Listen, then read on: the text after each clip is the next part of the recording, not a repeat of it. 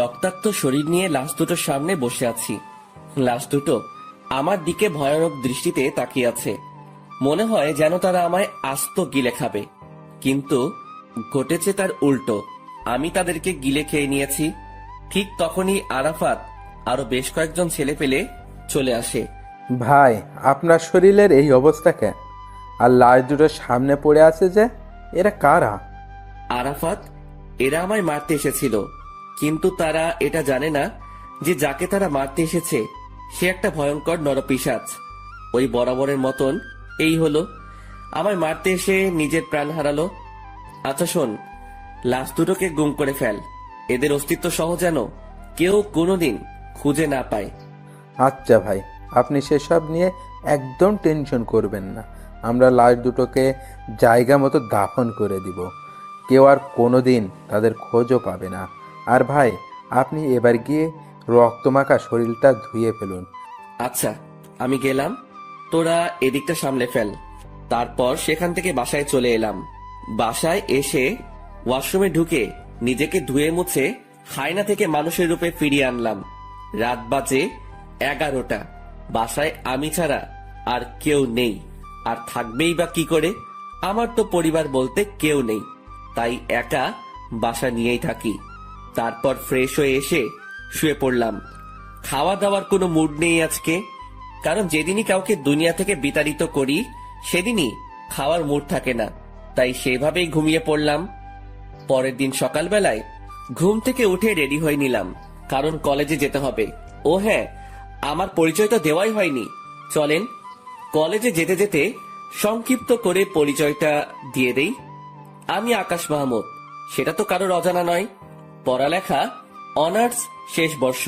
পরিবার বলতে কেউ নেই, ছোটকাল থেকেই এতিমখানায় বড় হয়েছি। বাকি সমস্ত কিছু গল্পের সাথে থাকলে জানতে পারবেন। আপনাদের সাথে কথা বলতে বলতে কলেজে এসে পৌঁছেছি। আমি কলেজের গেট দিয়ে প্রবেশ করতেই সবাই আমাকে দেখে মাথা নিচু করে ফেলে, কারণ তারা সবাই আমাকে ভালো করে চিনে। যে কলেজে ঘাটতেরা কেউ যদি থাকে সেটা হলাম আমি, তাই ভয়ে কেউ কখনো লাগতে আসে না। আর আমি এই পুরো কলেজে নিজের হুকুমত চালাই। আমার মুখের উপরে কথা বলবে এমন কোন বাপের বেটা জন্ম নেয়নি এই কলেজে। ঠিক তখনই আমার ক্লোজ ফ্রেন্ড মামুনের সাথে দেখা হয়।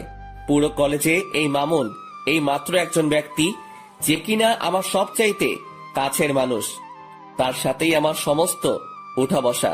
কি রে আকাশ, কখন আসলি? এই তো একটু আগে। তুই? আমি মাত্র এসেছি। আচ্ছা, সকালের মেডিসিন নিয়ে এসিস এখনো? আরে না রে, ঘর থেকে বের হয়ে সোজা কলেজ এসেছি। তুই নিয়েছিস নাকি মেডিসিন? আরে না, আমিও তোর মতন ঘর থেকে বের হয়ে সোজা কলেজেই এসেছি। আচ্ছা দাঁড়া, একজনকে দোকানে পাঠাচ্ছি। ঠিক তখনই পাশ দিয়ে একটা ছেলে হেঁটে যাচ্ছিল। এই এদিকে আয় তো। ছেলেটা আকাশের ডাক শুনে তাড়াতাড়ি আকাশের কাছে আসে। জি ভাইয়া। পকেট থেকে টাকা বের করে ছেলেটার হাতে ধরিয়ে দিলাম। যা তো সামনের দোকান থেকে 2টা বেনসন সিগারেট নিয়ে আয়।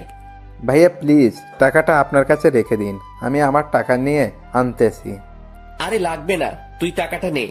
ভাইয়া প্লিজ, আপনি টাকাটা রেখে দিলে অনেক খুশি হতাম। আচ্ছা ঠিক আছে, যা। তারপর ছেলেটা সিগারেট আনতে চলে গেল। মামুন এত সময় ধরে এই মেডিসিনের কথাই বলছিল। আচ্ছা বল, কিরকম হালচাল তোর? এই তো দোস্ত, তোর? আমার আর কি, ওই একই রকম কাটে দিনকাল। আচ্ছা আকাশ, তোকে তো একটা কথা বলতে ভুলে গেছি। আজ নাকি কলেজে অনার্স প্রথম বর্ষের অ্যাডমিশন পরীক্ষা হবে। সেই বিষয়ে কি তুই কিছু জানিস? হ্যাঁ শুনেছিলাম। যাক, শুনলে তো ভালো, কারণ প্রথম সেকশনের অ্যাডমিশন হলে তো তোদেরকে কলেজের নিয়ম সম্পর্কে অনেক কিছু জানাতে হয়। সিনিয়রদেরকে রেসপেক্ট করার বিষয় সম্পর্কেও তাদেরকে অবগত করতে হয়। মামুন, তুই মনে হয় এখনো সেই পুরনো দিনে পড়ে আছিস। শোন, তোকে একটা কথা বলি, কলেজে অ্যাডমিশন নিলেই বাকিদের মুখে আমাদের সম্পর্কে জেনে যাবে তারা। নিজেদের নাম ডাক ঢোল বাজিয়ে ওদেরকে জানানোর কোনো প্রয়োজন নেই। হ্যাঁ ঠিক বলেছিস। আসলে জিনিসটা আমার মাথায় ঘুরপাক খাচ্ছিল, কারণ গতবার নেতা মুজিবের ছোট ভাই এইসব নিয়ে কত ঝামেলাই না করলো। থাক, বাদ দে এখন ওসব কথা। ছোট ভাই সিগারেট নিয়ে এসেছে। এই যে ভাইয়া, আপনাদের সিগারেট। ধন্যবাদ ভাইয়া তোকে। আচ্ছা, কোনো সমস্যা হচ্ছে তোর কলেজে? ভাইয়া, একটা ছেলের সাথে একটা কথা নিয়ে বাড়াবাড়ি হয়েছে। সে আমাকে মারার হুমকি দিছিল। কোন ডিপার্টমেন্টের সে? আমাদের ডিপার্টমেন্টের। এখন সোজা গিয়ে ওরে বলবি আকাশ ভাই তোরে ডাকতেছে, ওরে সাথে নিয়ে তুই সহ এখানে আসবি। আচ্ছা ভাইয়া। আমি আর মামুন বসে বসে আড্ডা দিচ্ছি। একটু পর ছেলেটা তার ডিপার্টমেন্টের ছেলেটাকে সঙ্গে করে নিয়ে আসে আমার কাছে। ছেলেটা মাথা নিচু করে দাঁড়ায় আছে। কিরে, তুই নাকি ওরে মারবি বলে হুমকি দিছিস? ছেলেটা চুপচাপ দাঁড়িয়ে আছে আকাশের সামনে। কিরে, কথা বলস না কেন? আমি যে তোকে কিছু জিজ্ঞেস করেছি সেটা কি তোর কানে যায় নাই? ভাই হ্যাঁ দিছিলাম হুমকি। ছেলেটার কথা শুনে রাগ উঠে গেল। আমি কলেজে থাকতে একজন আরেকজনকে মারার হুমকি দেয়। রাগটা আর কন্ট্রোল করতে পারলাম না, ঠাস করে একটা থাপ্পড় বসাই দিলাম ছেলেটার গালে। আজকের পর ওইসব চিন্তা মাথা থেকে ঝেড়ে ফেল। এই ছেলে আমার ছোট ভাইয়ের মতন, ওরে মারা তো দূরের কথা, ওসব নিয়েও যদি ভাবিস তাহলে সোজা উপরের টিকিট কাইটটা হাতে ধরাই দিব। ভাই আমার ভুল হয়ে গিয়েছে, আজকের পর কোনোদিন ওর সাথে ভেজাল করব না। শুধু ওর সাথে কেন, কারোর সাথেই করব না। হয়েছে, যা এবার ক্লাসে যা। আর ভাইয়া শোন, এই ছেলে যদি নেক্সট টাইম কোনো ধরনের কোনো কিছু করে তাহলে সোজা আয়শা আমারে বলবি। শুধু সে না, পুরো কলেজের কেউ যদি তোর সাথে আয়শা কোনো সমস্যা করে আমারে জানাবি। আর নে এই টাকাটা, বলে ছেলেটার হাতে একটা 100 টাকার নোট গুজে দিলাম। তুই আরেকদিন সিগারেট খাওয়াস, কিন্তু আজ যদি তোরে টাকা না দেই সেটা এক ধরনের ঘুষ হয়ে যাবে। তাই টাকাটা দিয়ে দিলাম, যা এবার মন দিয়ে ক্লাস কর। আচ্ছা ভাইয়া। ছেলেটা চলে গেল। আমি আর মামুন আবার কথা বলায় ব্যস্ত হয়ে গেলাম। আজও ক্লাস করব না। আমরা প্রায় সময় ক্লাস না করে দুজন কলেজের বাহিরে বসে আড্ডা দেই। দুজন মিলে আড্ডা দিচ্ছিলাম। ঠিক তখনই কলেজের ফার্স্ট ইয়ার অ্যাডমিশনের জন্য মানুষ আসা শুরু হয়ে গেল। সবাই নিজের গার্ডিয়ান নিয়ে এসেছে। অ্যাডমিশনের ইয়া লম্বা সিরিয়াল লেগে গেছে প্রিন্সিপালের রুমের বাহিরে। সবাই কিন্তু অনলাইনেই অ্যাপ্লাই করেছে, কিন্তু আজ আসার কারণ হলো প্রথম দিনের ফর্মালিটিস পূরণ করা। প্রিন্সিপালই আজকে সবাইকে দেখা করতে বলেছে। আমরা তাদের দিকে খেয়াল না করে নিজেদের মতন আড্ডা দিচ্ছি। আড্ডা দিতে দিতে হঠাৎই নজর পড়লো একটা মেয়ের দিকে, যে কিনা ধবধবে একটা সাদা জামা পরিধান করে গুটি গুটি পায়ে হেঁটে প্রিন্সিপালের রুমের সামনে গিয়ে দাঁড়ালো, যেখানে সবাই দাঁড়িয়ে অপেক্ষা করছে প্রিন্সিপালের সাথে দেখা করার জন্য। মেয়েটাকে দেখে আমার ধ্যান তার দিকে আটকে গিয়েছে। কিরে, এই মেয়েটাকে তো আগে কখনো কলেজে দেখিনি। নতুন বর্ষে হয়তো অ্যাডমিশন নিতে এসেছে সে, কিন্তু তার গার্ডিয়ান কোথায়? সবাই নিজের গার্ডিয়ান নিয়ে এসেছে, কিন্তু সে একাই কেন এলো? হাজারটা প্রশ্ন ঘুরপাক খাচ্ছে মেয়েটাকে নিয়ে। তখনই মামুন আমায় ধাক্কা দিল হাত দিয়ে। কিরে, কোন দুনিয়ায় হারিয়ে গেলি? দোস্ত, দেখ তো মেয়েটাকে। হ্যাঁ সুন্দর আছে রে মামা। শুধু কি সুন্দর নাকি, আমার কাছে তো হুড়পড়ি লাগছে। এই ওয়েট, আকাশ কিরে মামা, তুই এসব কি বলছিস? তোর মুখে তো আগে কোনোদিন কোনো মেয়ের প্রশংসা করতে শুনিনি। কাহিনীটা কিরে? আরে সেসব কিছু না। আর তাছাড়া সুন্দর মানুষ তো সুন্দর বলে প্রশংসা করবে না তো কি করব? মামা, আমায় কাহিনী শেখাতেই শোনা। পানি আমিও গুলে খেতে পারি। দূর বেটা। আচ্ছা ছাড় এখন সব কথা। আচ্ছা যা, ছেড়ে দিলাম, কিন্তু একটা কথা না বললেই নয়, যে মেয়েটাকে কিন্তু তোর সাথে হেব্বি মানাবে। সত্যি বলছিস? হ্যাঁ। তাহলে ধরে নে এটাই তোর ভাবি। এই তো মামা, এতদিন পর লাইন এসেছিস। চল তো মেয়েটার কাছে। তারপর মামুনকে নিয়ে মেয়েটার কাছে চলে গেলাম। এই যে তুমি একা কেন? আর তোমার মা বাবা কই? আসলে আমি তো শহরে নতুন উঠেছি কাজিনের বাসায়। আমার মা বাবা তো এখানে থাকে না, তাই একাই এসেছি। আচ্ছা ঠিক আছে। এই মামুন, তুই ওকে সবার আগে স্যারের রুমে ঢোকার ব্যবস্থা কর। মামুন আকাশের কথা মতন সেই মেয়েটাকে সবার আগে স্যারের সাথে দেখা করতে পাঠিয়ে দিল। আর তারা দুজন এই বাহিরে দাঁড়িয়ে আছে। কিন্তু হঠাৎ এই প্রিন্সিপালের রুম থেকে চেঁচামেচির আওয়াজ কানে আসে। আর তার একটু পরে সেই মেয়েটা কান্না করতে করতে বেরিয়ে আসে। আকাশ মেয়েটাকে কান্না করতে দেখে অবাক হয়ে যায় আর বলে, এই মেয়ে, কান্না করছো কেন? আসলে স্যার আমায় ঝাড়ি দিয়ে বের করে দিয়েছে, মা বাবা নিয়ে না আসায়। কি? এই মামুন চল তো। এই মেয়ে, তুমি চলো আমার সাথে। কোনো কথা বলা ছাড়াই মেয়েটার হাত চেপে ধরে তাকে নিয়ে প্রিন্সিপাল স্যারের রুমে ঢুকে পড়লাম। প্রিন্সিপাল স্যার আমায় দেখে বলল, কি হয়েছে আকাশ, হঠাৎ এমন তেড়ে ফুড়ে আমার রুমে প্রবেশ করলে যে? স্যার, এই মেয়েটাকে ঝাড়ি কেন দিছেন আপনি? মেয়েটা তার মা বাবা নিয়ে আসেনি তাই? ওর সমস্ত কিছু ওকে করেন, ওর গার্জিয়ান আমি। আকাশ, কি সব বলছো তুমি? কি কথা একবার বললে কানে শুনতে পান না মনে হয়? না কানের পর্দা পরিষ্কার করার ব্যবস্থা করব? আকাশ, তুমি এমন বেয়াদবের মতো আচরণ কেন করছো? প্রিন্সিপালের কথাটা শুনে মেজাজ খারাপ হয়ে গেল। আর আমার একবার মেজাজ খারাপ বা রাগ উঠলে শরীর নিজের কন্ট্রোলের বাহিরে চলে যায়। হুট করে গিয়েই প্রিন্সিপালের কলার চেপে ধরলাম। এই বেটা স্যার, এই মেয়ের সমস্ত কিছু ওকে কর, না হয় তোকেই আমি ওকে করে দিব। মনে রাখবি, এই মেয়ে আমার কিছু লাগে। আকাশের কথা শুনে প্রিন্সিপাল স্যার ঘাবড়ে যায়।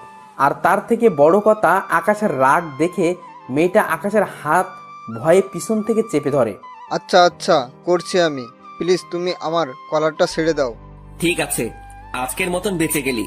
তবে হ্যাঁ, একটা কথা, মেয়েটার যাতে কোনো রকমের সমস্যা না হয় এই কলেজে, তাহলে কিন্তু বেয়াদবির লিমিট আমি পার করে দিব। না না, মেয়েটার কোনো সমস্যা হবে না কলেজে। মেয়েটাও আকাশকে ছেড়ে দেয়। হ্যাঁ, চললাম আমি। আর এই মেয়ে, তোমার নামটা কি জানো? আমার নাম দিয়া। মাশাআল্লাহ, অনেক সুন্দর নাম। তোমার সমস্ত কিছু স্যার ওকে করে দিবে। তুমি কাজ শেষ করে একটু বাহিরে এসে দেখা করো আমার সাথে। আচ্ছা।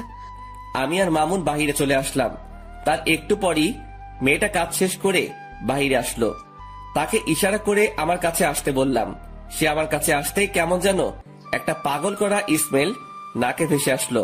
সাথে সাথে মেয়েটাকে টান দিয়ে নিজের কাছে নিয়ে আসলাম আর হুট করে তার কপালে একটা চুমু এঁকে দিলাম। এই দৃশ্য দেখে মেয়েটা আর মামুন দুজনেই হা করে তাকিয়ে আছে আমার দিকে। আমি আর মামুন বাহিরে চলে আসলাম। তার একটু পরই মেয়েটা কাজ শেষ করে বাহিরে আসলো। তাকে ইশারা করে আমার কাছে আসতে বললাম। সে আমার কাছে আসতেই কেমন যেন একটা পাগল করা স্মেল নাকে ভেসে আসলো। সাথে সাথে মেয়েটাকে টান দিয়ে নিজের কাছে নিয়ে আসলাম আর হুট করে তার কপালে একটা চুমু এঁকে দিলাম। এই দৃশ্য দেখে মেয়েটা আর মামুন দুজনেই হা করে তাকিয়ে আছে আমার দিকে। লজ্জায় পড়ে গেলাম দুজনের সামনে। আরে আকাশ, টেনশন নিস না, আমি কিছুই দেখিনি। মামুনের কথা না হয় বাদ দিলাম, কিন্তু মেয়েটাকে কি বলবো এখন আমি? তাও কিছু তো একটা বলতে হবে। আসলে দিয়া, সরি, আমি কোনো একটা মোহে পড়ে গিয়েছিলাম। দিয়া আকাশের কথার কোনো উত্তর না দিয়ে চুপচাপ দাঁড়িয়ে আছে। দিয়া, তুমি কি রাগ করলে? না, রাগ করিনি। তাহলে ঠিক আছে, দেখে আমার পাশে বসো। দিয়া আমার কথা মতন আমার পাশে এসে বসলো। আমার ভিতরে কিছু একটা প্রবল গতিতে দৌড়াদৌড়ি করছে, কিন্তু কি সেটা বুঝে উঠতে পারছি না।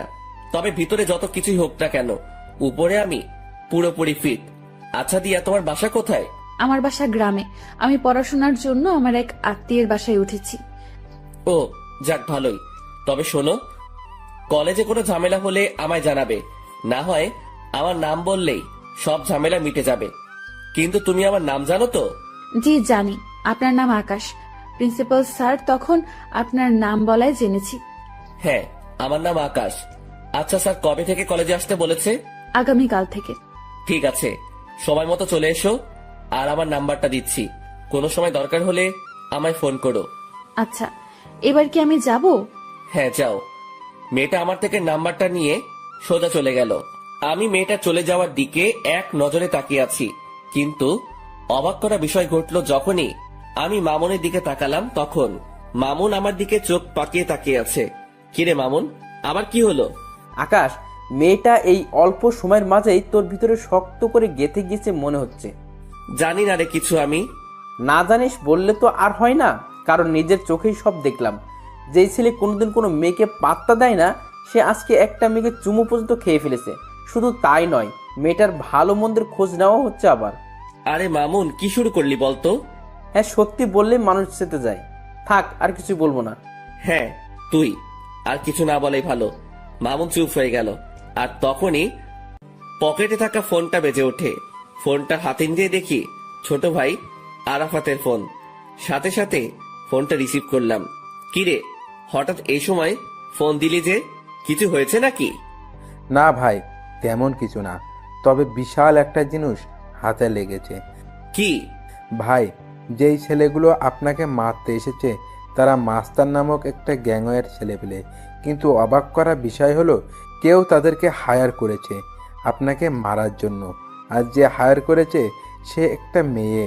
আমি সেই মেয়েটা সম্পর্কে খোঁজ লাগিয়েছি, কিন্তু কোনো খবরেই বের করতে পারিনি। তবু এইটুকু বের করতে পেরেছি, মেয়েটা নাকি অনেক বড় মাফিয়া, যার ধরাছোঁয়ার কাছে যেতে হলেও নাকি 1000 বছর লেগে যাবে। আরাফাতের মুখে এসব কথা শুনে থতমত খেয়ে গেলাম। হঠাৎ একটা মেয়ে আমায় মারার জন্য উঠে পড়ে কেন লেগেছে? আমি তো কারোর তেমন কোনো ক্ষতি করিনি। আচ্ছা ঠিক আছে, আমি দেখছি সেসব বিষয় নিয়ে। আচ্ছা ভাই। আর ওইদিকে ছেলেপেলের কি খবর? হ্যাঁ ভাই, ভালোই। যাক, ভালো হলেই ভালো। আচ্ছা শোন, এখন ফোনটা রাখলাম, পরে কথা বলবো। নে তোর সাথে আমি। তারপর ফোনটা রেখে দিলাম। ফোন রাখতেই মামুন জিজ্ঞেস করলো, কি রে, কি হয়েছে রে?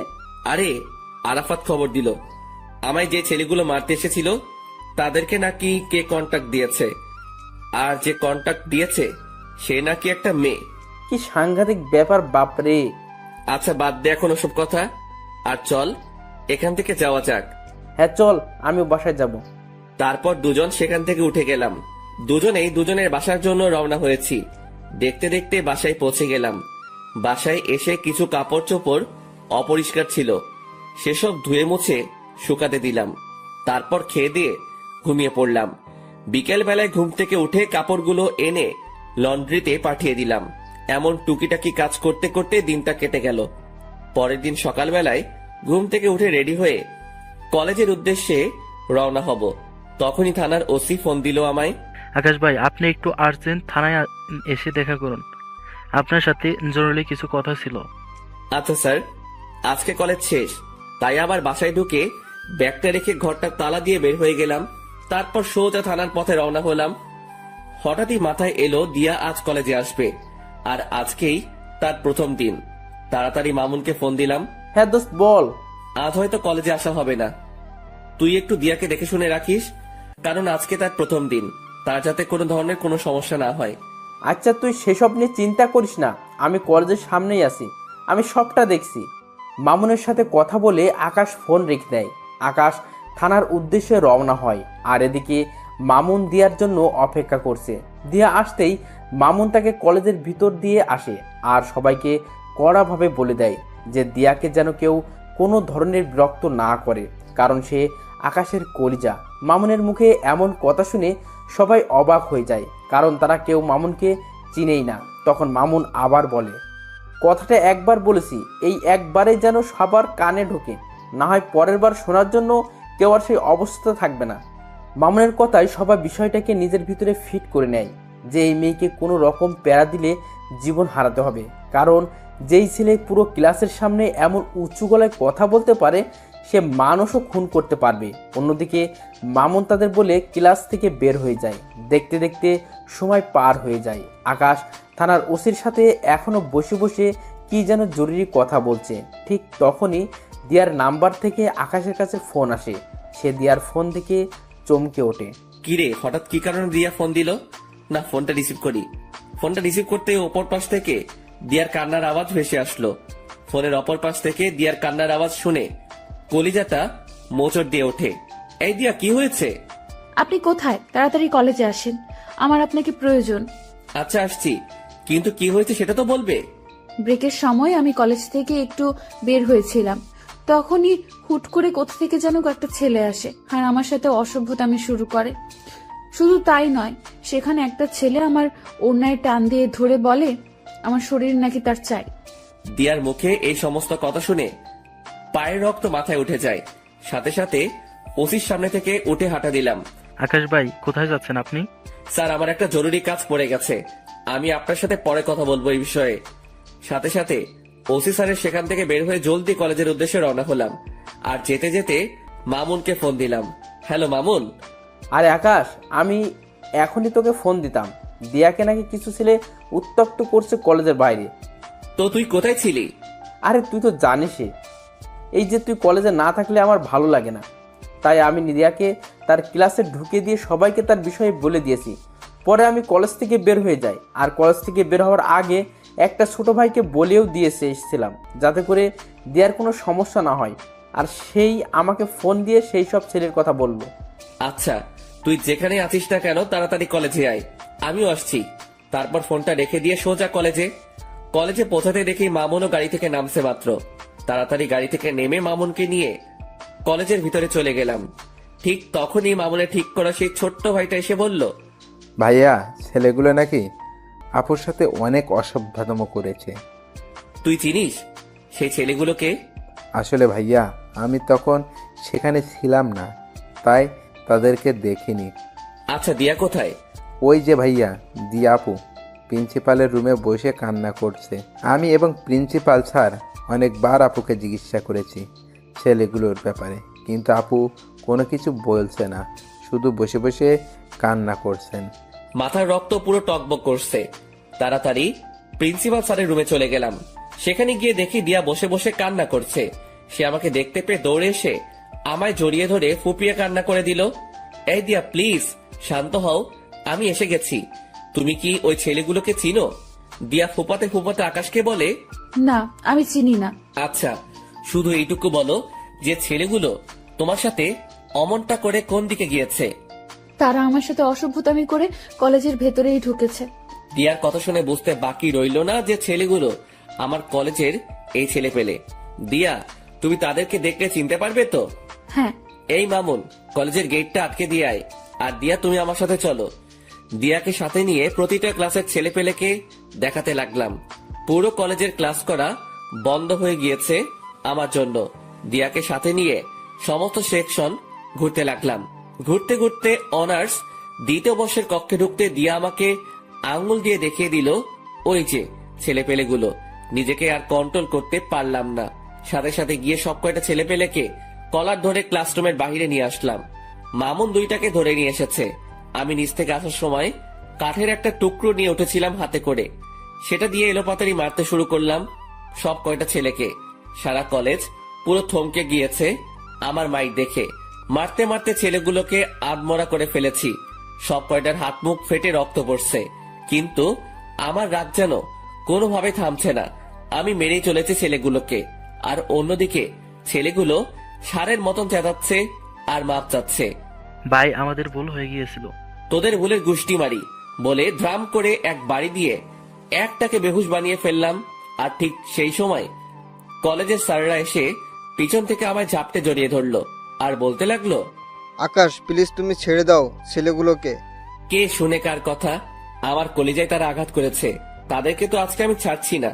আমার মায়ের রেশ এখনো মিটেনি, কিন্তু স্যাররা আমায় পেঁচিয়ে ধরায় আমি আর মারতে পারছি না। তাই এক ঝাটকা দিয়ে স্যারদের থেকে নিজেকে ছাড়িয়ে নিলাম। তারপর আবার মারতে শুরু করলাম। সবাই আমার রাগ দেখে ভয় কাতর হয়ে আছে। স্যাররাও আমায় আটকাতে না পেরে ভয়ে আমার থেকে দূরে সরে যায়। আর ঠিক সেই সময় দিয়া এসে সবার সামনে আমাকে জড়িয়ে ধরে, আর আমি সাথে সাথে শান্ত হয়ে যাই। স্যাররা সবাই দিয়ার কাণ্ড দেখে অবাক হয়ে তাকিয়ে আছে দিয়ার দিকে, যে কে এই মেয়ে, যে আকাশকে কিনা আমরা অনেকেই মিলে থামাতে পারলাম না।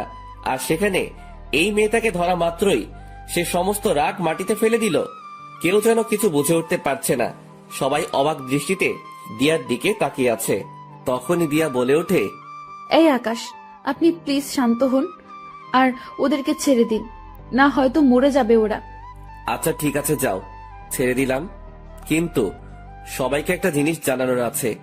সবাইকে আজকে একটা কথা ক্লিয়ারলি বলে দিচ্ছি, আজকের পর যদি দিয়ার দিকে কেউ যদি আঙুল তুলে তাকিয়েছিস, তাহলে তার অবস্থা কিন্তু খুব ভয়াবহ হবে। আর স্যার, আপনারা এই জানোয়ারগুলোকে কি করবেন করেন।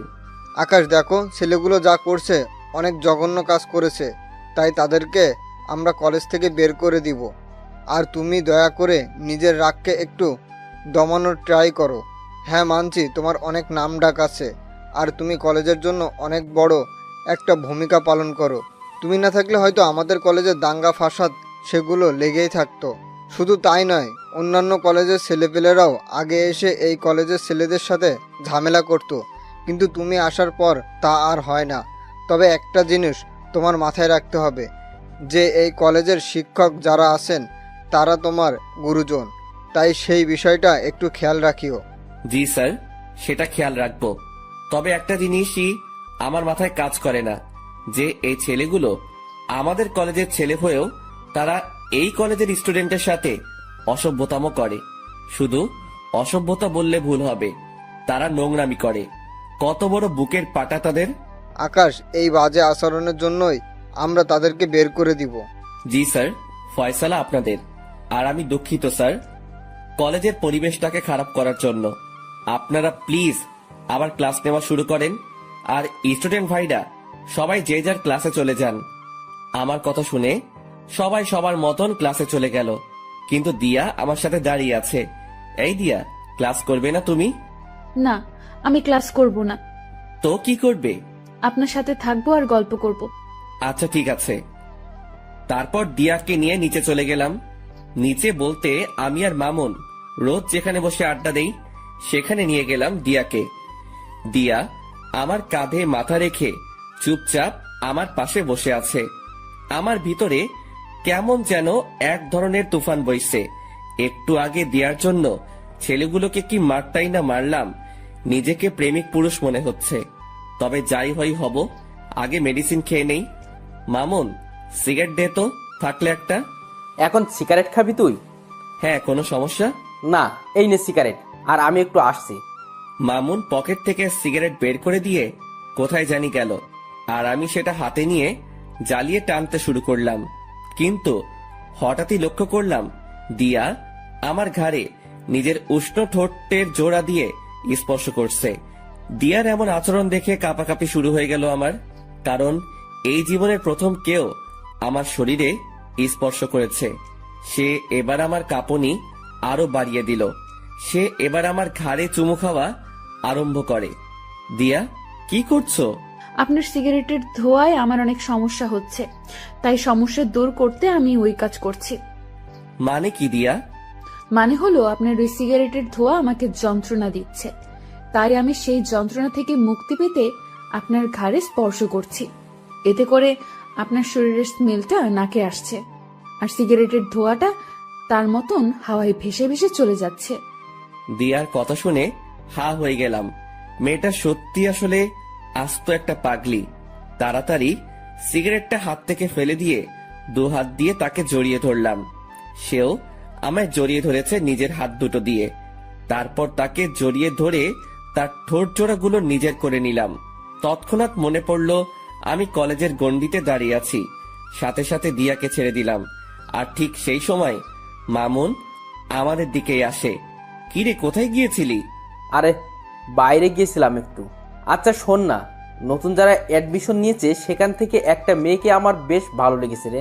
এই যে দেখ, দূর থেকে মেয়েটার একটা ছবিও তুলে এনেছি। কই দেখি, দেখা। মামুন ফোনটা এগিয়ে দিয়ে সেই মেয়েটাকে দেখাচ্ছে। বাহ, মাশাআল্লাহ, সুন্দর তো মেয়েটা। দোস্ত, এখন কি করবো বলতো? কি করবি আর? ভালো লাগলে প্রপোজ করবি। কি বলছিস এসব? তো কি করবি তুই? তোর কি অন্য কোনো প্ল্যান আছে নাকি? আরে না না, দূর। তাহলে যেটা বলেছি সেটাই কর।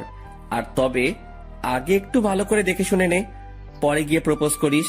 আর দরকার হয় দিয়া তোকে সাহায্য করবে এই বিষয়ে। আমাকে তো দেখালেন না মেয়েটাকে, তাহলে কিভাবে সাহায্য করব? আচ্ছা নাও দেখো তুমি। মামুন ফোনটা এগিয়ে দিয়ে মেয়েটার পিকটা দিয়াকে দেখালো।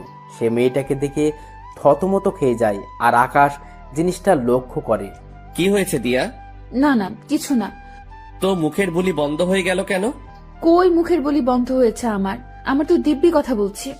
আচ্ছা, তাহলে বলো মেয়েটা কেমন দেখতে, আর মামুনের সাথে মানাবে কিনা?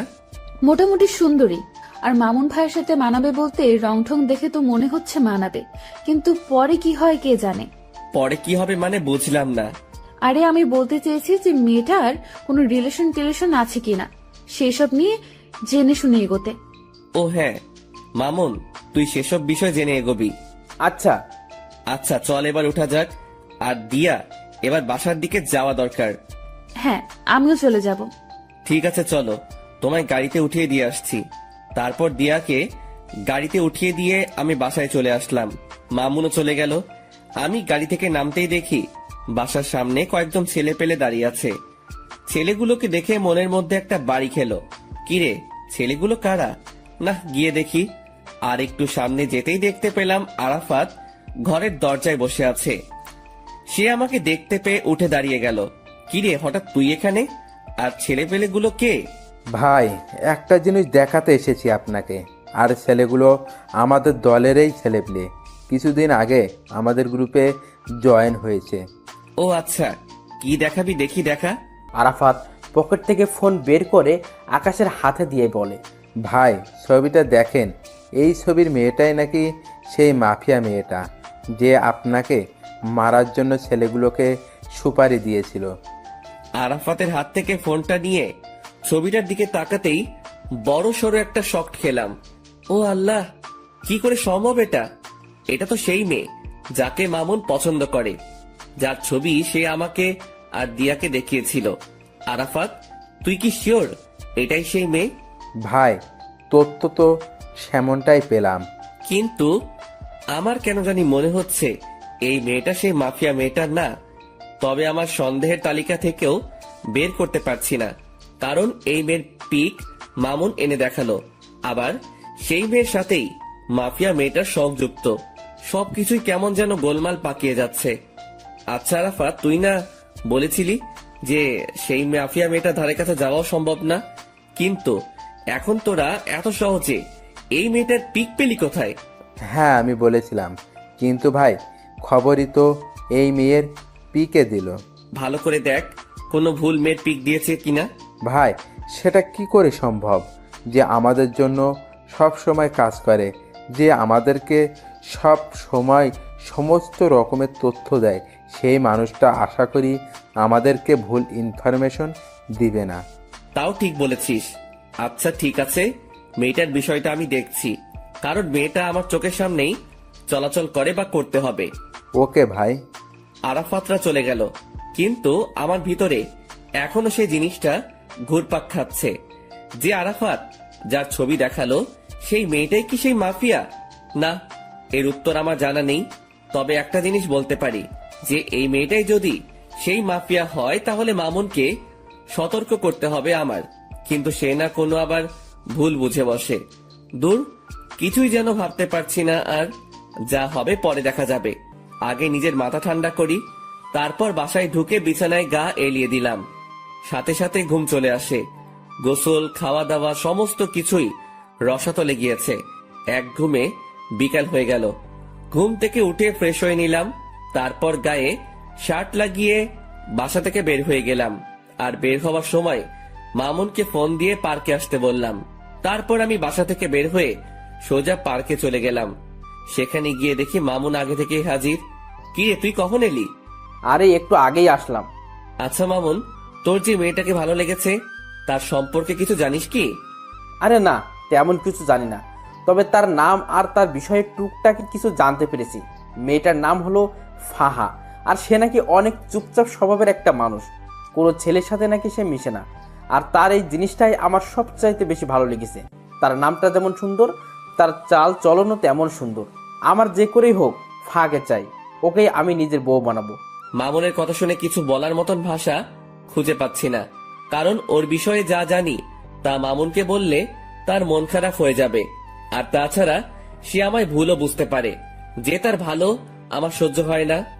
না, ওকে এখন কিছুই বলা যাবে না, কারণ এখনো পুরোপুরি শিওর না যে সেই মেয়েকে। আগে আরো পাকাপোক্ত ভাবে শিওর হয়ে নেই, পরে না হয় মামুনকে জানাবো। আচ্ছা শোন, যাই করিস না কেন ভেবে চিন্তে করবি। হ্যাঁ সেটা তো করবই। আচ্ছা চল, চা বা কফি কিছু খাওয়া যাক। হ্যাঁ চল। মামুনের সাথে একটা কফি শপে গেলাম। পরে সেখানে বসে কফি খেতে খেতে অনেকটা সময় আড্ডা দিলাম। পরে ঘরে চলে এসেছি। তারপর নিত্যদিনের ন্যায় সেদিনটাও কাটিয়ে দিলাম ঘরের মাঝে। পরের দিন সকালবেলা ঘুম থেকে উঠে কলেজে চলে গেলাম। আজ নিয়ত করেছি ক্লাস করব, তাই সেই মোতাবেক ব্যাগে বই নিয়ে কলেজে এসেছি। ঠিক তখনই মামুনের দেখানো সেই মেয়েটা আমার চোখের সামনে দিয়ে হেঁটে তার ক্লাসরুমে চলে গেল। আমি তার দিকে বাঁকা চোখে তাকিয়ে আছি, দেখছি কোন রকম কিছু চোখে পড়ে কিনা, কিন্তু কিছুই পড়ল না। তবে একটা জিনিস নোটিশে করেছি, মেয়েটা কেমন যেন স্বাভাবিক না। মানুষ হাঁটাচলা করলে আশেপাশে একটু হলেও দেখে, কিন্তু তার নজর ছিল একদম মাটির দিকে। মেয়েটাকে নিয়ে মনের ভিতরে একটা কৌতূহল জাগলো, তাকে নিয়েই ভাবছিলাম। ঠিক তখনই দিয়া এসে আমাকে হাতের আঙ্গুল দিয়ে খোঁচা দেয়। এই যে মশাই, কি করছেন? আর এত গভীর মনোযোগ দিয়ে কি ভাবছিলেন? আরে না, তেমন কিছু না, এমনি দাঁড়িয়ে আছি। আচ্ছা তুমি কখন এলে? এই তো এক্ষুনি। আপনি? আমি একটু আগে এসেছি। আচ্ছা শোনো, তোমায় একটা দায়িত্ব দিলে সেটা পালন করতে পারবে? কি দায়িত্ব? তুমি মামুনের পছন্দ করা মেয়েটার দিকে নজর রাখো তো, যে সে কি করে বা তার আচার আচরণ কেমন। হঠাৎ ওই মেয়েকে নিয়ে আপনার চিন্তার মাত্রা বাড়লো কেন শুনি? আরে মামুন আসলে মেয়েটাকে অনেক ভালোবেসে ফেলেছে, তাই তার বিষয়ে একটু ভালো মন্দ জানার জন্য তোমায় বললাম আর কি। কারণ আমি চাই না আমার বন্ধু কোনো খারাপ মেয়ের সাথে রিলেশনে যাক। আরে সে তো খারাপ না। মানে তার বিষয়ে তুমি কি করে জানলে? আসলে হয়েছে যে মেয়েটার চলাচল দেখে খারাপ মনে হয়নি, সেটা বলতে চেয়েছিলাম। দিয়ার কথা শুনে কেমন যেন একটা খটকা লাগলো। আচ্ছা তাও খবর নাও, আর এখন গিয়ে সোজা ক্লাসে মন দিবে। আর একটা কথা, আমি যেন কখনো তোমায় কোনো ছেলের সাথে হাসি ঠাট্টা করে কথা বলতে না দেখি। বারে হাসি ঠাট্টা করলে কি হবে? কারণ তুই খালি আমার সাথে হাসি ঠাট্টা করবি। কেন? আমি আপনার সাথে কেন হাসি ঠাট্টা করতে যাব? কারণ তুই আমার। ইস, আমায় কি নিজের নামে রেজিস্ট্রি করে রেখেছেন নাকি? মেয়েটার কথা শুনে মেজাজটা খারাপ হওয়ার উপক্রম হচ্ছে। হ্যাঁ, তোকে আমি নিজের নামে রেজিস্ট্রি করে নিয়েছি, আর এখনো করব বলে এক টান দিয়ে দিয়াকে নিজের বাহুডরে নিয়ে নিলাম। তারপর তার সমস্ত মুখমণ্ডলে চুমু খেতে লাগলাম। চুমু খেতে খেতে তার ঠোঁটে এসে আটকিয়েছি। হঠাৎই সে আমার থেকে নিজেকে ছাড়িয়ে নিল। আই, পাগল হয়ে গেছেন আপনি? মানুষের সামনে এমন আচরণ কেউ করে? আমি করি, কারণ তুই খালি আমার। আচ্ছা ঠিক আছে, আমি না হয় আপনার, কিন্তু মানুষজন দেখলে কিভাবে বলুন তো? কে কি ভাববে সেসব নিয়ে আমার কোনো মাথা ব্যথা নাই। আমার মাথা ব্যথা হচ্ছে তোমাকে নিয়ে। তুমি কোনো ঝামেলা না করলেই হয়। আচ্ছা হয়েছে, এবার পাগলামো বন্ধ করুন।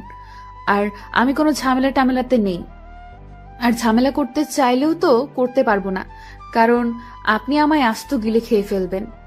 শুধু গিলে খাবো না, সেদিন একদম জোর করে তোকে নিজের করে নিব। দুনিয়ার মহলে আর আসতে দিব না। বাপ রে বাপ, কি সিরিয়াস টাইপ মানুষ আপনি। হ্যাঁ, আমি অনেক সিরিয়াস। আচ্ছা এবার ক্লাসে যাও, অনেকটা সময় নষ্ট হয়েছে কথা বলে। তোমার ক্লাসও হয়তো শুরু হয়ে গিয়েছে। ঠিক আছে, যাচ্ছি। দিয়া ক্লাসে চলে গেল, আর অন্যদিকে আমি আমার মতন ক্লাসে চলে এলাম। সবাই আমাকে ক্লাসে দেখে চুপচাপ হয়ে গেল। আমার ক্লাসের স্যার এখনো আসেনি। আমি স্বাভাবিকভাবে একটা টেবিলের উপরে বসে পড়লাম। তার কিছু সময় পর মামুন আসলো। সে এসে আমার পাশে বসলো। দুজন একটু কথা বলে স্যারের জন্য অপেক্ষা করছি। কিছুক্ষণ পর অপেক্ষার প্রহর কাটলো। স্যার ক্লাসে আসলো, এসে ক্লাস নিতে শুরু করলো। আজ অনেক কয়টা ক্লাস করেছি, আর মাত্র 1 ঘন্টা বাকি। এই মামুন, আজকের মতো ক্লাস এখানেই শেষ রে। আজকে আর ক্লাস করব না। আচ্ছা চল, আমিও বেরিয়ে যাব। শেষ ঘন্টা না করে মামুনের সাথে বেরিয়ে গেলাম। ক্লাস থেকে বের হয়ে মামুনকে বললাম, মামুন চল তো দিয়ার ক্লাস থেকে ঘুরে আসি। হ্যাঁ চল, এই সুযোগে আমি ফাঁকে দেখতে পারবো। মামুনকে নিয়ে দিয়ার ক্লাসে চলে গেলাম। দিয়া আমাকে দেখতেই ক্লাস না করে সকলের সামনে ব্যাগ হাতে নিয়ে চলে গেল। এই দিয়া ক্লাস করবে না? না, আমি আর ক্লাস করব না। এই মেয়ে, আর 1 ঘন্টা আছে খালি ক্লাস শেষ হতে। ক্লাসটা শেষ করে বের হও একদম। দিয়া হঠাৎ করেই সকলের সামনে চেঁচিয়ে ওঠে। এই যে আমি বলেছি না যে আমি আর ক্লাস করব না। এই দিয়া, এতটা হাইপার হচ্ছ কেন তুমি? কারণ আমার এখন আর ক্লাস করতে ইচ্ছে করছে না, কিন্তু আপনি আমাকে ক্লাস করতে জোর করছেন, তাই হাইপার হয়েছি। তো কি করবে এখন? কি করব আর, আপনার সাথে বসে বসে ভালো কিছু মুহূর্ত কাটাবো। দিয়ার কথা শুনে ভিতরে লাড্ডু ফুটেছে মতন অবস্থা। আচ্ছা ঠিক আছে, দিয়াকে নিয়ে আমাদের বসার অবস্থানে চলে এলাম। মামুনও আমাদের সাথে এসেছে। দোস্ত, মেয়েটাকে দেখতে পেলি? না রে, তাকে তো ক্লাসের কোথাও দেখিনি। কারণ সে আপনারা আসার 1 ঘন্টা আগে ক্লাস থেকে বেরিয়ে গিয়েছি। ও আচ্ছা, কিন্তু কোথায় গিয়েছে? কে জানে কোথায় গিয়েছে, হয়তো বাসায় যাবে গেলে, না হয়তো কলেজেই থাকবে। কিন্তু তাকে তো আমরা কলেজের বাইরে দেখতে পাইনি। তাহলে হয়তো বাসায় চলে গিয়েছে। হ্যাঁ সেটাই হবে হয়তো। মামুন ফাহাকে দেখতে না পেয়ে মন খারাপ করে ফেলে। আরে মামুন, তুই মন খারাপ করিস না।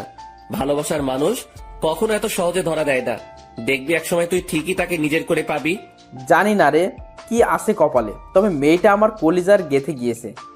মামুনকে কি বলে সান্ত্বনা দিব জানি না, তবে মন থেকে খালি দোয়া এটাই করি যে সেই মেয়েটা যেন ভালো হয়, আর মামুনের সাথে যেন তার সমস্ত কিছুই সঠিকভাবে হয়।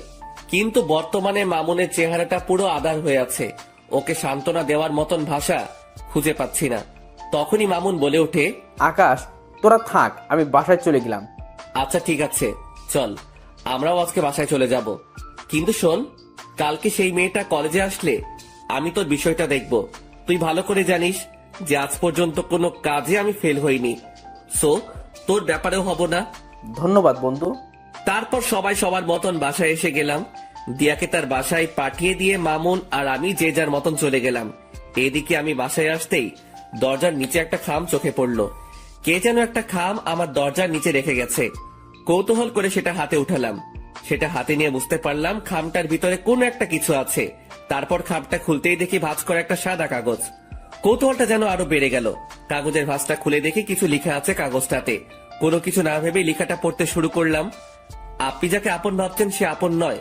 মনে রাখবেন, বিকেল বেলায় সূর্য মেঘের আবরণে ঢেকে গেলে পরের সকালে সেই সূর্যই আবার নতুন রূপে আকাশে উদিত হয়। তারপর আর কিছু লেখা নেই। লেখাটা পড়ে আমার ভিতরটা মোচড় দিয়ে উঠল, কারণ লেখাটা আমায় কি ইঙ্গিত করতে চাইছে তা আমি বুঝে ফেলেছি। তাড়াতাড়ি কাগজটা ভাঁজ করে পকেটে রেখে দিলাম। তারপর চাবি দিয়ে দরজা খুলে বাসায় ঢুকে সোফায় গা ছেড়ে দিয়ে বসে পড়লাম। মাথাটা ভো ভো করে ঘুরছে, মনে হচ্ছে যেন নিজের ভিতরেই ঘূর্ণিঝড় বইছে। অনেকটা সময় সোফাতে বসেই কাটিয়ে দিলাম। দেওয়াল ঘড়িটার দিকে নজর পড়তেই দেখি ঘড়ির কাঁটা 2টা ছাড়িয়ে গেছে। তাড়াতাড়ি সোফা ছেড়ে উঠে ফ্রেশ হতে চলে গেলাম। কিছুক্ষণ পর ফ্রেশ হয়ে ওয়াশরুম থেকে ফিরে আসলাম। তারপর খাবার খেতে খেতে মাথায় আসলো আরাফাতের কথা। যেই ভাবা সেই কাজ। তাড়াতাড়ি খাওয়া দাওয়া সেরে আরাফাতকে ফোন লাগিয়েছি। হ্যাঁ ভাই, বলেন। শোনো, আমার কেন জানি মনে হচ্ছে মাফিয়া মেয়েটা আমার খুব নিকটে। তুই সেই মেয়েটা সম্পর্কে একটু ভালো করে জাস্টিফাই কর। আচ্ছা ভাই। তারপর ফোনটা রেখে দিলাম। কিন্তু আমার মনের ভিতরে বাড়ি খাচ্ছে অন্য কিছু নিয়ে। আমার মনে হয় না যে সেই ফাহা মেয়েটাই মাফিয়া। ধুর, এসব নিয়ে আর ভাবতে পারছি না। মাথায় আর চাপ না নিয়ে ঘুমিয়ে পড়লাম।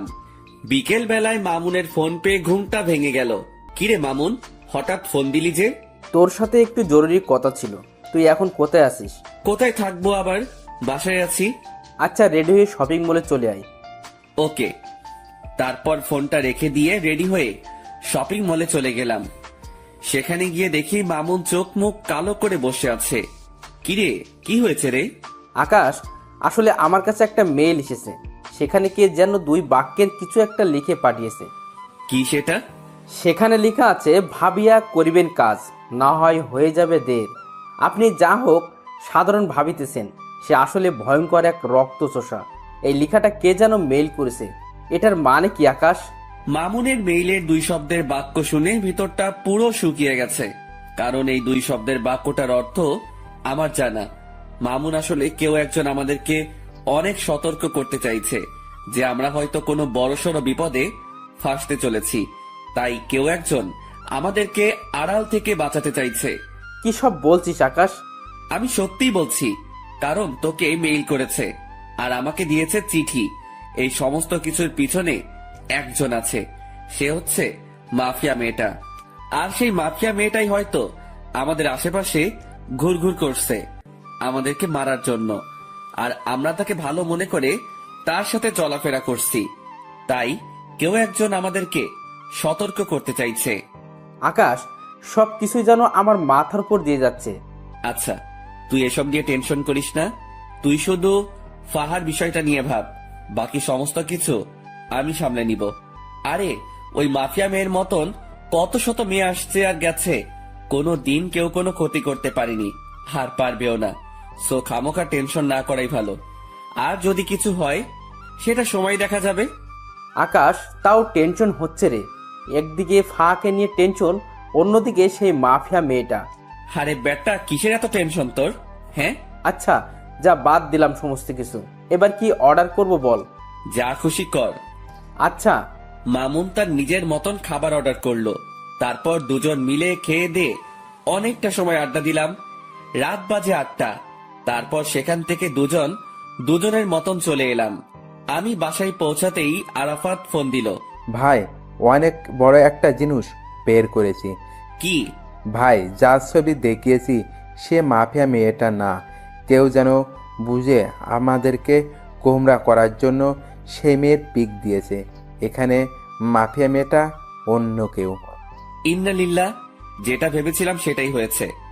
আচ্ছা ঠিক আছে, তোরা মাফিয়া মেয়েটার খোঁজ লাগানো চালু রাখ, আর আমি আমার মতন কাজ চালিয়ে যাচ্ছি। আচ্ছা ভাই। তারপর ফোনটা রেখে দিলাম। পরের দিন সকালবেলায় ঘুম থেকে উঠে কলেজে চলে গেলাম। কলেজে গিয়ে দেখি দিয়া কলেজের বাহিরে দাঁড়িয়ে আছে। দিয়া, বাহিরে দাঁড়িয়ে আছো কেন? আপনার জন্যই অপেক্ষা করছিলাম। ও তাই? হুম। আচ্ছা চলো ভিতরে চলো। দিয়াকে নিয়ে কলেজের ভিতরে ঢুকে আমাদের সেই বসার প্লেসটাতে বসে পড়লাম। দিয়াকে আজ কেন জানি খুশি খুশি লাগছে, কিন্তু আমার ভিতরে সেই মেয়েটাকে নিয়ে জটলা পেকে আছে। এই যে আপনার চোখ মুখ কালো কেন? আরে না, এমনিতেই। আমার তো মনে হয় না যে এমনিতেই, আমার তো মনে হচ্ছে যে কিছু একটা হয়েছে। আরে না বললাম তো। আচ্ছা ঠিক আছে, না হলে নাই। এবার দেখি আমাকে জড়িয়ে ধরে বসুন। হঠাৎ এমন পাগলামো করেন মানে? পাগলামো কোথায় করছি? হ্যাঁ, আমি আমার প্রিয় মানুষটাকে জড়িয়ে ধরতে চেয়েছি, এটাতে পাগলামো কোথায়? দিয়ার কথা শুনে মুখে তালা লেগে গেল। মেয়েটার মনেও হয়তো আমার জন্য জায়গা হয়ে গিয়েছে, কিন্তু সে স্থির নেই। সে নিজেই আমাকে জড়িয়ে ধরে কাঁধে মাথা রাখলো। ঠিক তখনই দেখি ফাহা নামক মেয়েটা আসছে, আর তার পিছনে পিছনে মামুন। দিয়া, আমায় ছাড়ো তো একটু, আমি ফাহার সাথে একটু কথা বলবো মামুনকে নিয়ে। দিয়া আমার কথা শুনে আমায় ছেড়ে দিল। আমি সেখান থেকে উঠে ফাহার কাছে চলে গেলাম। এই যে ফাহা, তোমার সাথে আমার কিছু কথা আছে। ভাইয়া, আমি জানি আপনি আমায় কি বলবেন, কিন্তু বিশ্বাস করুন আমার মনের অবস্থা ভালো নেই। কিছু একটা নিয়ে অনেক ঝামেলায় আছি। যদি কিছু মনে না করেন তাহলে কথাটা কালকে বললে হয় না? ফাহার কথা শুনে থতমত খেয়ে গেলাম। আমি কি বলতে চাইছি সেটা সে জানলো কি করে? মাথায় তো কিছুই খেলছে না। তাও নিজেকে স্বাভাবিক রেখে বললাম, আচ্ছা ঠিক আছে, কালকে বলবো। ধন্যবাদ ভাইয়া। মেয়েটা তারপর চলে গেল, আর তখনই মামুন এসে হাজির। দোস্ত, কি বলবো রে? তেমন কিছুই বলেনি, আর বলবেই বা কি করে?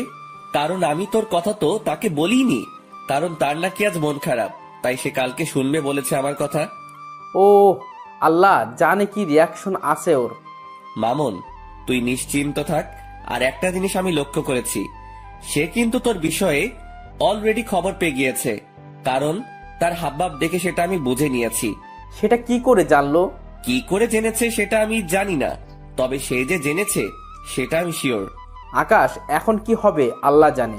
কি হবে আর? সে তোর বউ হবে। আকাশ, তুই ঠাট্টা করিস এখনো? ঠাট্টা না, সত্যি বললাম। সত্যি হলে তো ভালোই। আচ্ছা চল এবার ক্লাসে যাওয়া যাক।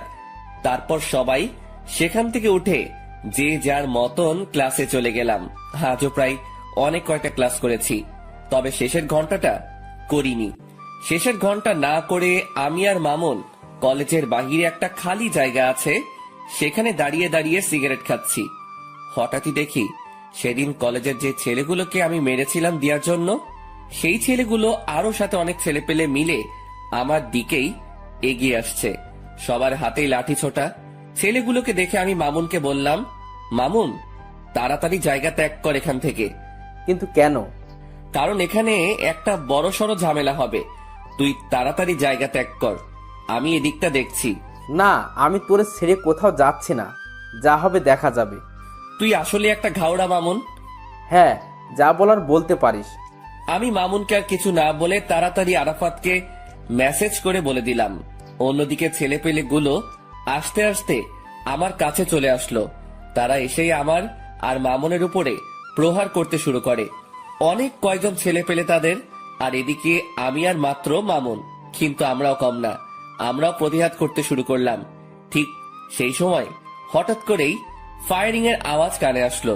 সাথে সাথে সবাই স্টপ হয়ে গেলাম, চোখ পাকিয়ে চারপাশটা দেখতে লাগলাম। চোখের সামনে কিছুই দেখতে পেলাম না, কিন্তু যেই না পিছনে ফিরেছি তখনই দেখি প্রায় শতাধিক ছেলে পেলে আমার পিছনে দাঁড়িয়ে আছে, সবার হাতে ভয়ঙ্কর ভয়ঙ্কর অস্ত্র। আমি তাদেরকে দেখে থতমত খেয়ে গেলাম, কারণ এত ছেলে পেলে তো আমার না, আর আমার হলেও আরাফাতকে তো দেখতে পাচ্ছি না। ঠিক সেই সময় তাদের ভিতর থেকে দিয়া আর ফাহা নামক মেয়েটা সামনে বেরিয়ে আসে। এই দৃশ্য দেখে পায়ের নিচ থেকে যেন মাটি সরে গিয়েছে আমার। কে এই দিয়া আর ফাহা? থ হয়ে সেই জায়গাটাতেই দাঁড়িয়ে আছি। অন্যদিকে দিয়া হাতে হকি স্টিক নিয়ে আমার দিকে এগিয়ে আসছে। দিয়ার কর্মকাণ্ড দেখে ভিতরটা যেন মরুভূমির মতন শুকিয়ে গেছে। দিয়া আকাশের দিকে এগিয়ে যাচ্ছে হাতে হকি স্টিক নিয়ে। দিয়ার কাণ্ড দেখে আকাশের 12টা অলরেডি বেজে গিয়েছে, কিন্তু তবুও সে নিজেকে স্ট্রং রাখার ট্রাই করেছে। দিয়া হকি স্টিক হাতে নিয়ে আকাশের শরীরে দ্রাম করে এক বাড়ি বসিয়ে দেয়, আর আকাশ সাথে সাথে চোখ অফ করে ফেলে। কিন্তু দিয়া বাড়িটা আকাশকে না মেরে মাটিতে মারে। আকাশ চোখ খুলতেই দেখে সে ঠিকঠাকভাবে দাঁড়িয়ে আছে, আর দিয়া তার সামনে দাঁড়িয়ে মিটমিট করে হাসছে। কিরে পাগল, ভয় পেয়েছো বুঝি? আকাশের মুখ দিয়ে কোনো কথাই বের হচ্ছে না, সে রোবটের মতন দাঁড়িয়ে আছে। আই পাগল, ভয় পাওয়ার কিছুই নেই। আমি তোমায় মারবো না, আমি মারবো তাদেরকে যারা তোমায় মারতে এসেছে। তারপর দিয়া সেই লাঠিটা নিয়ে সেই ছেলেগুলোকে উড়োধুড়ো মারতে শুরু করে। ছেলেপিলেগুলোকে দিয়ার এত বিশাল দলবল দেখে প্রতিঘাত করার মতন দুঃসাহসও করতে পারছে না।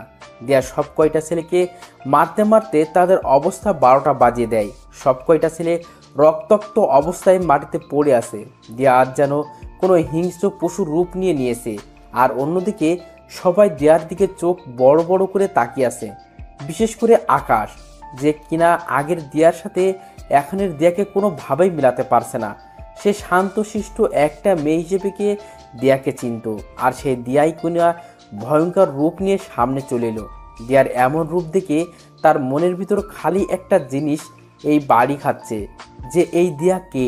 আর ঠিক সেই সময় এই দিয়া ছেলেগুলোকে মেরে রক্তাক্ত অবস্থায় সে আকাশের সামনে দাঁড়ায়। অপরদিকে ঠিক একই সময়ে আকাশের ছেলেপিলে চলে আসে। তারপর ছেলেপিলেকে দেখে আকাশের বুকে একটু সাহস আসে, যদিও সে একা লড়াই করতে ভয় পায় না। কিন্তু এখানে তো লড়াই না, সে কারোর ভয়ঙ্কর রূপ দেখেছে। আকাশের নীরবতা দেখে দিয়া বলে ওঠে, কি হলো, এতটা ঘাবড়ে আছো কেন? দিয়া, কে তুমি? জানতে চাও কে আমি? হ্যাঁ। আমি সেই মাফিয়া যে কিনা তোমায় মারার জন্য লোক পাঠিয়েছিলাম। দিয়ার মুখে এমন কথা শুনে আকাশ থতমত খেয়ে যায়, আর অন্যদিকে আকাশের ছেলেপিলেরাও ক্ষিপ্ত হয়ে যায় দিয়ার উপরে। দিয়ার মুখে এইসব কথা শুনে আরাফাত বলে ওঠে, ভাই, এদের সব কয়টা কাজ এখানে মেরে দাফন করে দিব। আই ছেলে, এই ভুল ধারণা করতে যাস না। আমায় মারতে এসে উল্টো তোরাই মারা পড়বি। দিয়া, তাহলে আমার সাথে এভাবে ছলনা করার মানে কি? যদি আমাকে মারারই হতো তাহলে এভাবে ছলনা না করে আমায় মেরে ফেললেই পারতে। আই ছেলে, একদম চুপ। তোর ওই মুখে যেন আর একটা বাজে কথাও না শুনি। আর আমি এখন কি বলি সেটা মন দিয়ে শোন। হ্যাঁ, আমি তোকে মারতে চেয়েছিলাম, কারণ আন্ডারওয়ার্ল্ডের মাফিয়ার সাথে নাকি তুই বাড়াবাড়ি করেছিস। আর তাছাড়া দেশের অনেক কজন নেতাও নাকি তোর জন্য কিছু করতে পারে না, তাই তারা সবাই মিলে প্ল্যান করে তোকে মেরে ফেলার। তাই আমাকে পাঠিয়েছে তোকে মারার জন্য। কিন্তু আমি জানি যে তোর অনেক ক্ষমতা আছে, তুইও চাইলে আমার সাথে বরাবরের মতন টক্কর দিতে পারিস বা আমায় মেরেও ফেলতে পারিস ব্যতিক্রম হলে। কিন্তু আমি এমন কোনো ঝামেলাই চাই না, কারণ আমি যেদিন প্রথম কলেজে আসি সেদিন তুই আমার চোখের পানি মুছে দিয়ে আমার কপালে চুমু খেয়েছিস। আমি যেদিন এই কলেজে আসি সেদিন তুই আমার জন্য স্যারের সাথে লড়াই করেছিস। শুধু তাই নয়, তুই আমার জন্য আরো অনেক কিছুই করেছিস। তোর জন্য সেদিন আমি ন্যায় বিচার পেয়েছি। তুই আমার জন্য সেই ছেলেগুলোকে মেরেছিস। তো আমি মানুষটা তোর সাথে বেইমানি করি কি করে? তবে হ্যাঁ, আমি তো বললাম যে তোকে আমি মারতে চেয়েছি, কিন্তু সেটা তোকে না জেনে শুনে। কিন্তু আমি যখন জানতে পেরেছি যে আমার জন্য যে দুনিয়ার সমস্ত প্রকার সমস্যার মুখোমুখি হতে পারে আমি তাকে মারতে চলেছি, সেদিন আমি এই সমস্ত কিছু বাতিল করে দিই। কারণ তুই মানুষটাকে মারা আমার পক্ষে সম্ভব না, কারণ এমন একটা মানুষকে আমি কখনোই মারতে পারবো না। আর মারতে পারবো কি করে? আমিও যে তোকে ভালোবেসে ফেলেছি, আর ভালোবাসার মানুষকে কি কেউ মারে নাকি? দিয়ার কথা শুনে 1000 ভোল্টের একটা শক খেলাম। দিয়ার কথাগুলো শুনে যেন আমার সমস্ত শরীর পাথরের রূপ ধারণ করে নিয়েছে। এত বড় ঝাটকা আমি এই জীবনে প্রথম খেলাম। কি হলো, কথা বলছো না যে? দিয়া, তুমি কি সত্যি বলছো এসব? হ্যাঁ বাবা, আমি সত্যিই বলছি। আমি আমার কলিজার গায়ে কোনো দিনও হাত দিব না। দিয়ার কথা শুনে নিজেকে আর স্থির রাখতে পারলাম না। সাথে সাথে এক টান দিয়ে দিয়াকে নিজের বুকে নিয়ে নিলাম। শক্ত করে জড়িয়ে ধরে রেখেছি দিয়াকে। দিয়াও আমার বুকে মাথা রেখে চুপটি করে পড়ে আছে বুকের মাঝে, আর অপরদিকে আমার চোখ জোড়া দিয়ে টুপটুপ করে পানি পড়ছে। দিয়া আমার চোখ থেকে অশ্রু পড়তে দেখে বলে, আই আকাশ, প্লিজ কান্না করিও না। তুমি কান্না করলে আমার ভালো লাগবে বলো? দিয়া, এটা তো সুখের কান্না। দিয়ার কথা শুনে সবাই অবাক হয়ে যায়। ঠিক তখনই ফাহা নামক মেয়েটা আকাশ আর দিয়ার দিকে এগিয়ে আসে আর বলে, ম্যাম, আমি একটা ভুল করে ফেলেছি। কি ভুল? ম্যাম, আমি আপনার অগোচরে একটা কাজ করেছি, যেটা হলো আমি যখন জানতে পারি আপনি যাকে মারতে এসেছেন সে এই লক্ষ্মী ভাইয়াটা, তখন আমি ওনাকে সতর্ক করার জন্য ওনার বাসায় কয়েকটা চিঠি দেই, যাতে করে তিনি সতর্ক হয়ে যায় আর আপনার হাত থেকে বেঁচে যায়। কিন্তু আমি জানতাম না যে আপনি ওনাকে ভালোবাসেন আর মারার প্ল্যান বাতিল করেছেন। কি তুই আমার লোক হয়ে ওর পক্ষ নিয়েছিস এতদিন? ম্যাম সরি, আসলে বিশ্বাস করুন ভাইয়াটা মানুষের ভালো করতে গিয়ে বড় বড় নেতাদের কাছে খারাপ হয়েছে। শুধু তাই নয়, ওনার জন্য এই কলেজে কোনো নারী ঘটিত সমস্যা হয় না। আমি যখন ওনার এইসব কর্মকাণ্ড সম্পর্কে জেনেছি বা দেখেছি, তখন তিনাকে আর সাপোর্ট না করে পারলাম না। ফাহা, তুই আমার সাথে বেইমানি করার ফলস্বরূপ মৃত্যু ডিজার্ভ করিস, কিন্তু এই জন্য তোকে মারলাম না বা বেঁচে গেলি। যে তুই যাই করিস না কেন, সবটাই আমার প্রিয় মানুষের জন্য করেছিস। ম্যাম প্লিজ, আপনি আমার উপরে রাগ করে থাকবেন না। না, তোর উপরে আমার কোনো রাগ নেই, কিন্তু একটা অর্ডার পালন করতে হবে আমার। কি সেটা ম্যাম? আমার কলিজার একজন বন্ধু আছে যার নাম মামুন। ওই যে ভাইটা দাঁড়িয়ে আছে, উনি তোকে ভালোবাসে।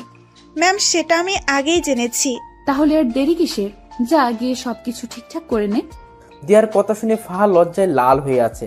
এই যে লজ্জা পাওয়ার কিছুই নেই, যা বলেছি গিয়ে সেটা কর। আর আপনারা সবাই যে যার মতন চলে যান, যাদেরকে মেরেছি তারা এইভাবে পচে মরুক। আকাশ, তুমিও তোমার ছেলে পেলেকে চলে যেতে বলো। আচ্ছা। এই আরাফাত, তোরা সবাই চলে যা, তোদের সাথে আমার পরে কথা হবে। আচ্ছা ভাই। তারপর সবাই সবার মতন চলে যায়। আকাশের ছেলেপেলেরাও চলে যায়, আর অন্যদিকে দিয়ার কথা মতন তার লোকেরাও চলে যায়। আর এদিকে আকাশ দিয়াকে নিয়ে কলেজের ভিতরে প্রবেশ করে। তারপর তাদের বসার স্থানে গিয়ে দুজন মিলে বসে বসে গল্প করতে শুরু করে। এই যে আকাশ সাহেব, আমি না সরি, আপনাকে আমার সমস্ত সত্যি আগেই বলা উচিত ছিল। দিয়ার কথা শুনে আবারও থতমত খেয়ে গেলাম, কারণ মেয়েটা মিনিটে মিনিটে তার রূপ পরিবর্তন করছে। এই দিয়া, তুমি না একটু আগে আমি তুই আর তুমি বলে ডাকছিলে, কিন্তু হঠাৎ করে আপনিতে চলে আসলে কেন? আরে বলেছি না যে আমি আপনার আগে সেই দিয়া হয়ে যাব, তাই আপনি করে বলছি। এই পাগলি মেয়ে, তার একদম কোনো দরকার নেই। হ্যাঁ, তুমি আগের মতন হয়ে যাও, কিন্তু তুমি বলেই ডাকো, কারণ তোমার মুখে আপনি থেকে তুমি শুনতেই বেশি ভালো লাগে। তাই বুঝি? তাই। আচ্ছা দিয়া, তোমায় একটা কথা বলি। হ্যাঁ বলো। তুমি যে আমায় মারতে এসে মারলে না, এতে কি তোমার ক্ষতি করবে না ওরা, যারা তোমায় আমাকে মারার জন্য ঠিক করেছে? ইস, বললেই হলো নাকি? ওরা কি জানে যে আমার কলিজার কত পাওয়ার? ওরা কি জানে যে আমায় মারতে হলে তাদেরকে বিশাল একটা শক্তিশালী বটগাছ কাটতে হবে, যে বটগাছটা আমাকে ভালোবাসা দিয়ে বেষ্টন করে রেখেছে? দিয়ার কথা শুনে শরীরটা নাড়া দিয়ে উঠলো খুশিতে। দিয়া, সত্যি তোমাকে পেয়ে আমি অনেক খুশি। আমিও তোমাকে পেয়ে অনেক খুশি। দিয়া আর আকাশ কথা বলছে নিজেদের মতন। ঠিক সেই সময় মামুন আর ফাহা মিটমিট করে হাসতে হাসতে তাদের দিকে এগিয়ে আসে। কি রে বেটা মামুন, ফাহাকে পেয়ে আজ অনেক খুশি মনে হচ্ছে? হ্যাঁ রে দোস্ত, আজকে আমি অনেক খুশি। যাক, তোর খুশিতেই আমরা খুশি। আচ্ছা আয়, সবাই মিলে একসাথে বসে আড্ডা দেই। তারপর সবাই মিলে আড্ডা দিতে থাকে। এই আড্ডার মাঝেই কেটে গেল একটা বছর। আজ আকাশ আর মামুনের গ্রাজুয়েশন কমপ্লিট হয়েছে। দিয়া আর ফাহা খুশিতে আত্মহারা যে তাদের প্রিয় মানুষগুলো গ্রাজুয়েশন কমপ্লিট করছে। ঠিক সেই জায়গাটাতেই বসেই আর সবাই মিলে আড্ডা দিচ্ছে। এই বসাতেই আকাশ আর মামুন তাদের প্রিয় মানুষকে বিয়ে করে নেওয়ার প্ল্যান সাজিয়ে ফেলে। আগামী সপ্তাহে তাদের বিয়ে। দুই বন্ধুই একই দিনে বিয়ে করবে। দেখতে দেখতে বিয়ের দিন চলে আসে। দিয়ার পরিবার থেকে তার মা আসে, যিনি কিনা দিয়ার পরিবার, তার পরিবার আর কেউ নেই। অপরদিকে ফাহার পরিবার থেকে তার মা আর মামা আসে বিয়েতে। তার পরিবারও অনেক ছোট। মামার বিয়ে হয়ে গেছে, তিনি বউ নিয়ে আলাদা থাকেন। আর ফাহার আম্মু একাই থাকেন। আগে ফাহাও একসাথে থাকতো, কিন্তু তাদের পরিবারের অবস্থা খারাপ হওয়ায় ফাহা দিয়ার সাথে যোগ দেয়। আর দিয়াও পরিবারের চালাতে এই পন্থা অবলম্বন করে। দেখতে দেখতে দুই বন্ধুর বিয়ে হয়ে যায়। এদিকে বিয়ের সমস্ত কাজ সম্পন্ন হওয়ার পর আকাশ বাসর ঘরের সামনে দাঁড়িয়ে আছে। তারপর দরজা খুলে ভিতরে ঢুকে সে ভিতরে ঢুকে দেখতে পায় সারা বাড়ি অন্ধকার। সে দিয়াকে ডাক দেয়, কিন্তু দিয়া কোনো সারা শব্দ করে না। দিয়ার সারা শব্দ না পেয়ে হাতিয়ে হাতিয়ে সামনের দিকে এগিয়ে যায়। আর ঠিক তখনই কেউ একজন চাকু নিয়ে আকাশের পেটে ঢুকিয়ে দেয়। আকাশ সাথে সাথে চেঁচিয়ে ওঠে, আর সাথে সাথেই রুমের বাতি জ্বলে ওঠে। Happy birthday to you my dear কলিজা। অবাক হয়ে গেলাম রুমের অবস্থা দেখে, কারণ রুমটা পরিপূর্ণভাবে সাজানো, আর সামনে দিয়া, ফাহা, মামুন সবাই কেক নিয়ে দাঁড়িয়ে আছে। এই পাগল, ভয় পেয়েছো বুঝি? আমার পেটে কে যেন ছুরি ঢুকিয়ে দিয়েছে। আরে পাগল, ওটা খেলনা ছুরি ছিল। কি? এ বলে দিয়া, আর বাকি সবাই হেসে দেয়। দিয়া, তুমি আমার বার্থডে সম্পর্কে জানো কি করে? ও মা, এটা কি কথা? যাকে ভালোবাসি তার জন্মদিন সম্পর্কে জানবো না, এটা কি করে হয়? দিয়ার কথা শুনে খুশিতে আত্মহারা হয়ে গেলাম। এতটাই আত্মহারা হয়েছি যে দিয়াকে সবার সামনে জড়িয়ে ধরে কিস করে শুরু করলাম। আর তখনই মামুন বলে ওঠে, ভাই তুই থাম, আগে আমরা বের হয়ে যাই, কারণ আমাদেরও তো আজকে বাসর ঘর। পরে তুই যা করার করিস। যা ভাগ ফাহাকে নিয়ে। মামুন আর ফাহা তাড়াতাড়ি রুম থেকে বের হয়ে চলে যায়, আর আমি দিয়াকে আদর করতে শুরু করি। দিয়া আমার স্পর্শে কেঁপে কেঁপে উঠছে। শুধু তাই নয়, আমার পাঞ্জাবি খামচে ধরে রেখেছে সে।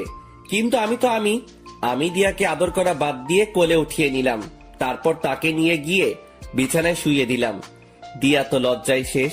সে ভালো করে বুঝতে পেরেছে যে এখন কি ঘটবে তার সাথে, তাই সে লজ্জায় মুখ বালিশে লুকিয়ে রেখেছে।